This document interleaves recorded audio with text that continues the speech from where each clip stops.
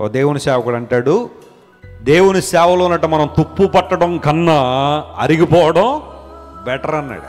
తుప్పు పట్టేస్తే కొన్ని వాహనాలు చూడండి, వాడకుండా వాహనాలు పక్కన పెట్టేస్తే ఆ రస్ట్ ఆ వాహనాలు తినేస్తే తుప్పు పట్టద్దు. మనం దేవుని సన్నిధిలో అరిగిపోతే అరిగిపోదాం దేవుని కోసం, ఆయన కోసం. అలాంటి అనుభవాల్లో మనం ముందుకు సేవ పక్కన పడేసి తుప్పు పట్టేసినలాగా ఉండడానికి వీల్లేదు.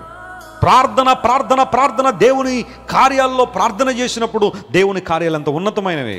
అలాంటివన్నీ జ్ఞాపకం చేసిన దేవుని స్తుతిస్తాను ప్రభువా. ఒకప్పుడు అలాంటి పరిస్థితుల నుంచి మమ్మల్ని లేవనెత్తా. ఈ రోజున ఎక్కడ కావాలంటే అక్కడ ప్రయాణం చేయగలిగే సౌలభ్యాన్ని ఇచ్చావు. ఏది అవసరమో అది ఎప్పుడు కూడా మా నుండి నువ్వు వెనక్కి తీయలేదు ప్రభువా. నేను ఎప్పుడు నమ్మేది ఒకటే, నాకేదైతే అవసరమో అది దేవుడు నాకు ఇచ్చేస్తాడు. దేవుడు నా మన స్తోత్రం కలుగును గాక. అవసరం లేనిది ఏది నాకు దేవుడు ఇవ్వడు. దేవుని విశ్వాస్యత నీ జీవితంలో స్తుతి చెల్లించే స్థాయికి తీసుకొస్తుందని బైబిల్లో చాలా స్పష్టంగా మనం చూస్తున్నాం.